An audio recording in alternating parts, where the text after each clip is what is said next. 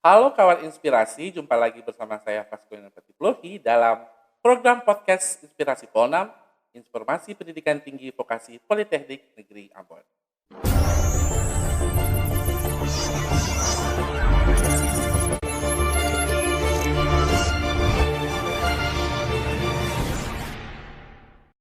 Kali ini adalah kesempatan yang sangat langka dan I feel honored untuk menginterview dua orang yang menurut saya langkah untuk ditemui di Polnam gitu loh.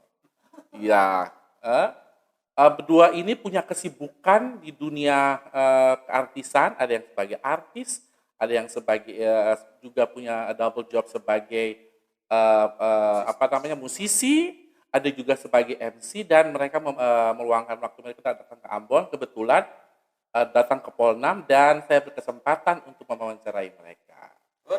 Oke, tanpa menunggu lama lagi, saya menyapa Mas KW dan Mas Bung Ferry. Vasco. Oke, selamat datang di Ambon. Halo Polnam. Hai.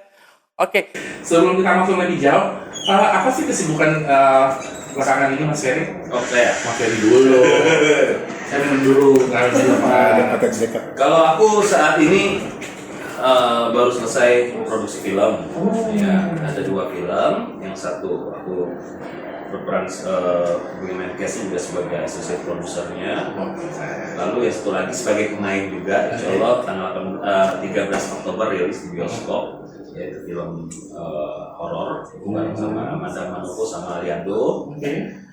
Nah terus selebihnya ya aku di usaha lah ya di bidang MICE, Beauty Incentive Convention and Exhibitions, and then ada juga di showbiz business itu di record label, terus juga ada penyelenggaraan sebuah acara duet namanya tapi sama istri, ada kuliner juga ya gitu lah. Gila padat ya Mas Ferry ya. Keren. Ada rumah produksi juga PH. Wow, keren banget. Kalau Mas KW sendiri, kesibukan Saya sehari-hari usaha tentunya, sama sekarang ngurus beberapa organisasi. Dan selepas pamit sebagai juru bicara Pak Sandi, saya banyak mendedikasikan waktu saya sebagai pengurus untuk organisasi-organisasi khususnya yang mendorong bagaimana pengembangan ekonomi kreatif, kewirausahaan UMKM ini jauh lebih optimal. Oke. Jadi dari CV yang saya baca, Mas KW ini adalah Ketua Umum DPP Gecraft, gitu ya? Ya. Bisa cerita nggak sih apa tuh Gecraft, terus apa sih yang melatar belakang sehingga gerakan ini ada? Jadi Gecraft ini adalah Gerakan Ekonomi Kreatif Nasional. Oke. GKF wadah besar untuk pelaku ekonomi kreatif di Indonesia. Terbentuknya di 2019 lalu, yaitu kan saat kami di salah satu daerah dengan ketua dewan pembinanya adalah Bang Sandi, ketua dewan penasihatnya adalah Bang Dasko, beliau itu waktu ketua DPR. Dan jadi di GKF ini organisasi yang lintas background, gitu kan, dan lintas warna. Lintas. Maksudnya lintas warna maksudnya? Background politiknya semuanya ada. I see. Jadi, Oke. tidak bisa dipungkiri bahwa ekonomi kreatif ini butuh kebijakan-kebijakan yang didorong oleh para pelaku politik yang punya kepedulian terhadap entertain, ekonomi kreatif. Jadi sekarang GKF ini sudah ada di 32 provinsi, 208 kabupaten kota. Nah, sudah 34.000 keluarga besar GKF ini, dan baru saja kami melakukan pelantikan Dewan Pimpinan Wilayah GKF Maluku. Yang dipimpin oleh Ketua Amri Tuasikal. Amri Tuasikal. Oke. Ini adalah baru dilantik DPP-nya ya? DPW-nya. Berarti sebelumnya sudah ada kegiatan di Ambon sebelumnya. Apa yang sudah banyak. Teman-teman jadi di GKF ini agak uniknya adalah mungkin di beberapa organisasi yang lain sebelum dilakukan pelantikan tidak boleh melakukan kegiatan mengatasnamakan organisasi. Kalau di kita formaturnya diajukan, sebelum pelantikan mereka harus bisa membuktikan melakukan kegiatan. Do something dulu ya. Jadi kenapa makanya GKF ini adalah gerakan ekonomi kreatif, bukan asosiasi, bukan perkumpulan, bukan himpunan. Gerakan ini adalah diksi dari aktivitas yang tidak boleh berhenti. Oke. Jadi kenapa gerakan ini harus terus dilakukan? Karena ekonomi kreatif ini potensinya besar dan masa depannya Indonesia. Oke. Jadi ini kesadaran yang harus dibangun. Kerjanya bukan kerja cepat, jadi kerja panjang, terus kesabaran dan konsistensi. Betul. Oh, keren banget nih.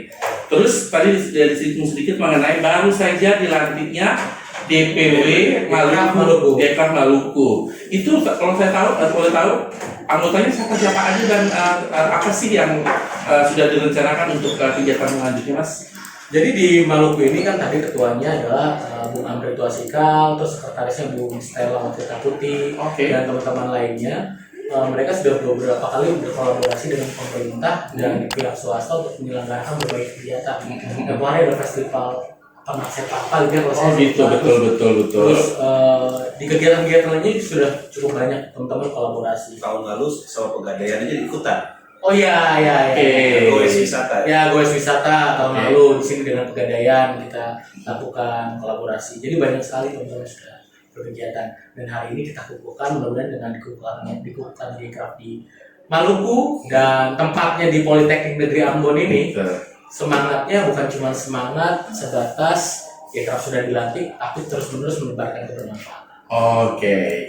Mas Ferry deh, selaku Ketua Bidang Event dan Sosialisasi Program. Yes.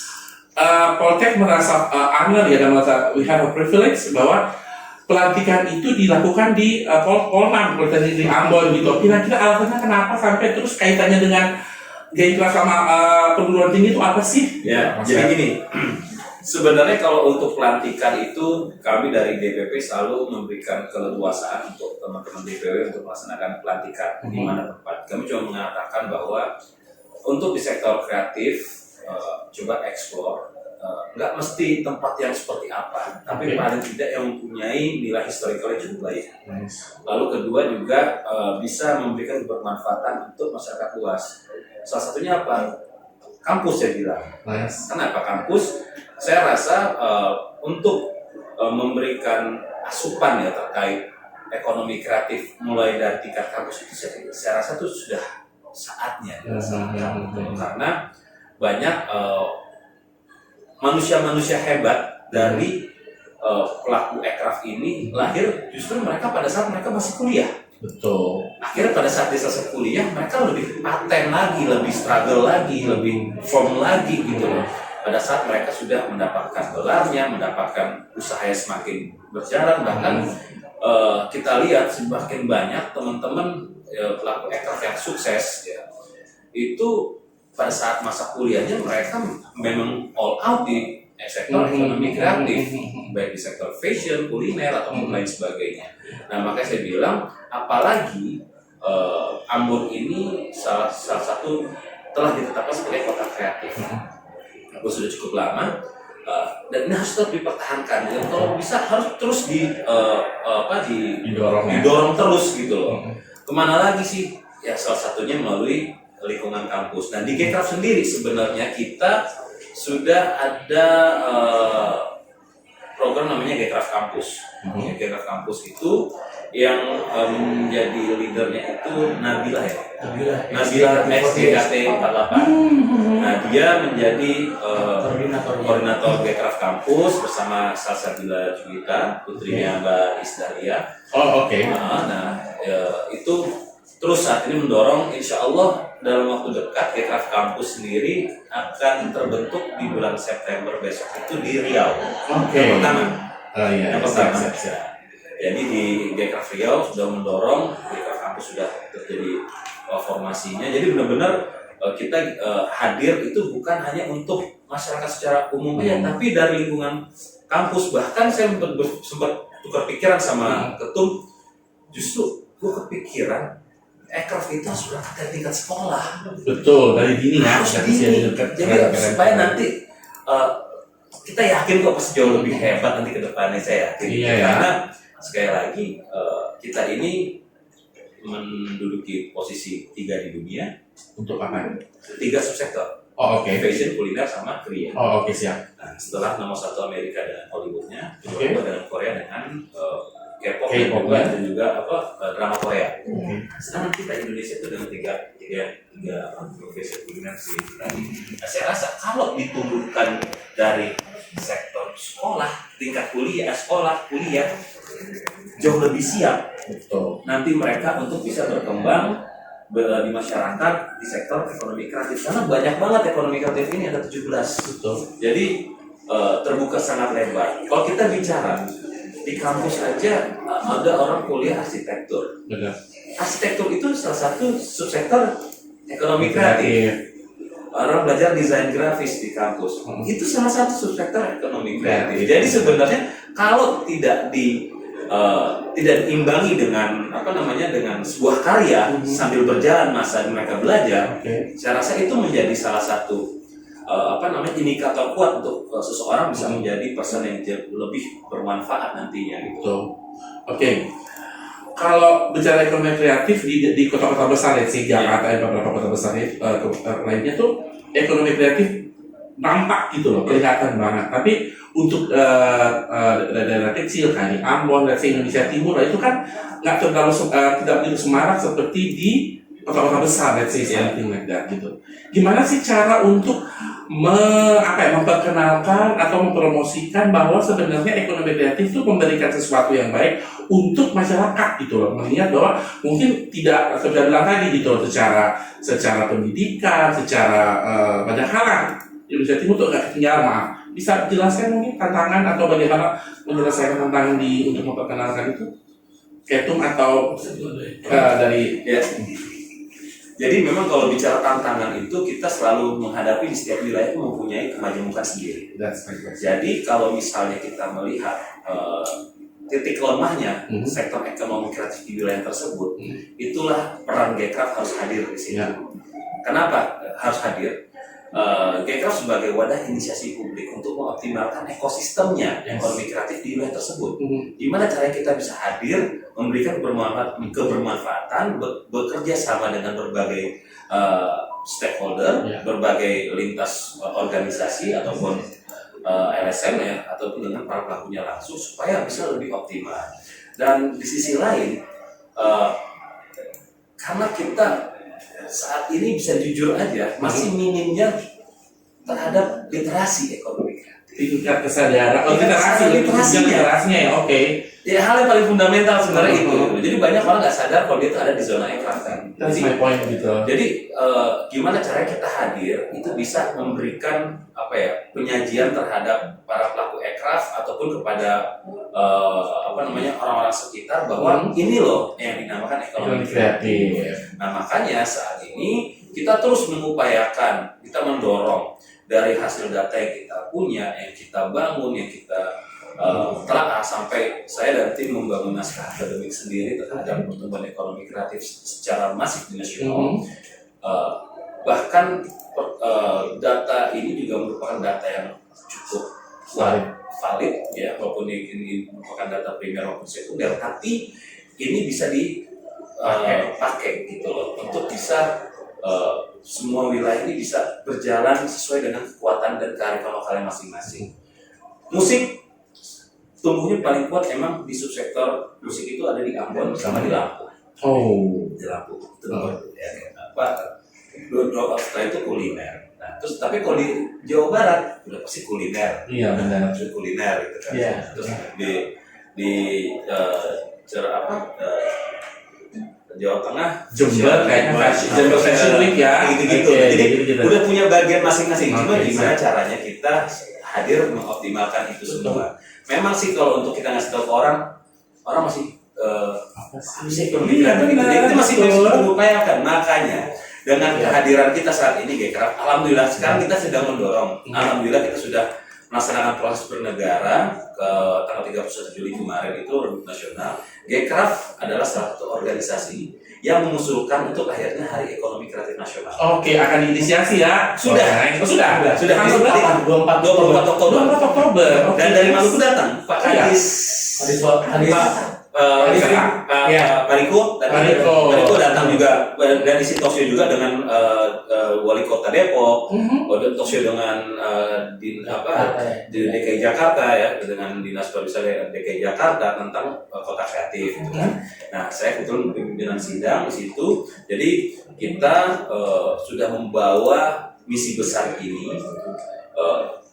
Kita bangun narasinya, kita bangun data, kita kolek datanya, kita kaji, kita bangun naskah akademik, naskah urgensinya, lalu kita bawa ke Komisi 10 DPR. Alhamdulillah approve. Setuju, sepakat, makanya kita harus melaksanakan proses negara, yaitu bersama kementerian terkait, which is adalah Parekraf. Terlaksanalah untuk nasional, dan ini waktu cukup lama, 15 bulan kita gojok ya. Alhamdulillah gitu. Makanya dengan harapan besar Hari Ekonomi Kreatif ini merupakan lebarannya para pelaku ekraf, dan semakin orang notice, ini toh ekonomi kreatif. Gitu loh maksudnya. Itu boleh tambahkan sedikit? Ya, jadi begini. Salah satu problem terbesar di ekonomi kreatif adalah literasi ekonomi kreatif. Makanya kita di Gcraft ini ada yang namanya 4L. Narasi besar L yang pertama adalah literasi ekonomi kreatif yang optimal dan mumpuni. Bagaimana peran Gcraft di DPW ataupun DPC, nanti kan setelah DPW dibentuk ini, nanti DPC dibuat. Itu mendorong bagaimana narasi ekonomi kreatif itu mudah dicerna. Nah, itu L yang pertama. L yang kedua adalah lahirnya pengusaha-pengusaha baru di sektor ekraf. L yang ketiga adalah luasnya lapangan kerja di sektor ekraf, dan L yang keempat adalah lestarinya produk kreatif, kesenian, dan kebudayaan. Dan Gcraft bergerak dengan apa? Ada kita namanya disebut triple track strategi. Track yang pertama adalah melakukan pendampingan pada pelaku ekraf di seluruh Indonesia. Tugasnya teman-teman DPW dan DPC. Nah, ketika melakukan pendampingan ini adalah harapannya bisa naik kelas. Pelaku ekraf, pelaku UMKM yang di sektor ekraf. Oke, itu track yang pertama. Track yang kedua ini agak berani, masuk ke tatanan pemikiran. Salah satu caranya apa? Kolaborasi dengan akademisi, dengan kampus untuk melahirkan literatur, naskah-naskah akademik berkaitan dengan ekraf. Karena sekarang masih terbatas sekali literasi soal ekonomi kreatif. Dan track yang ketiga adalah mendorong regulasi yang berpihak kepada pelaku ekraf. Maka dari itu di Gcraft ini bukan hanya ada politisi, ada aktivis, ada entrepreneur, ada entertainer, ada juga legislator. Nah, untuk mendorong perda ekraf, perwako, dan sebagainya. Jadi itu semua lini ya. Betul. Jadi makanya kalau misalnya kita bicara Gcraft ini hulu hingga hilir. Di kita memiliki 8 bidang, 4 badan otonom, itu dari hulu sampai hilir tercover semua. Baik dari bagaimana ketika menggodok sebuah proses kreatif, lalu mengemasnya secara baik, memasarkannya, mengkolaborasikannya dengan berbagai pihak, itu adalah peran-peran teman-teman Gcraft. Jadi memang nanti di Maluku ini khususnya, saya berharap kedepannya ini justru dalam waktu 4-6 bulan ke depan sudah hadir perda ekraf di Maluku. Karena suka tidak suka, Ambon adalah kota musik dunia, dan Maluku tidak bisa dipandang sebelah mata, potensinya besar sekali, talenta-talentanya luar biasa, dan di Gcraft pun kita punya 2 tulang punggung kepengurusan, Putra Maluku, Prilly Latukonsina, wakil. Everyone is wanting her, tapi nggak bisa ya. Ya, terus satu lagi ada Alif Bahaweres, dia casting director di salah satu PH besar di Indonesia. Jadi ya Maluku ini potensinya besar, sama-sama kita dorong, dan saya yakin manfaatnya akan terasa untuk masyarakat. Seperti dilihat, jadi salah satu bentuk dari ekonomi kreatif adalah di panjangan ini produk makanan, Mas Ketum sama di endorse sama artis. Ya. Jadi ini kalau sagu keju, kalau sagu itu kan identik kalau papeda. Ya kan itu kayak lem-lem gitu kan, tapi ini dibuat inovasi deh, jadinya tuh kayak kue gitu, jadi cookies gitu loh. Mungkin nanti kalau ini coba ya. Terus juga ini pastel, tapi kan dia tuh kayak agak-agak basah kan. Crispy, dikit kering gitu. Jadi mini juga. Ini semuanya produk dari Ambon. Terus juga ada pala ini kan dulu kan orang-orang Portugis datang punya itu hanya untuk parah dan cengkeh kan. Ini diubah sama orang Portugis nih. Yes, buat jusnya, buat jus. Terus juga sagu stick, juga jadi kan dari sagu, jadi dari papeda dibuat sagu tapi dalam bentuk ini, bentuk lem, bukan bentuk lem lagi tapi bentuk kayak stick gitu. Lalu yang terakhir ini kayak apa ya? Kayak snack tapi dari dibikin kayak pakai pisang. Itu pisang, saya tahu, jangan salah ya. Itu pisang matcha green tea. 100. Oke.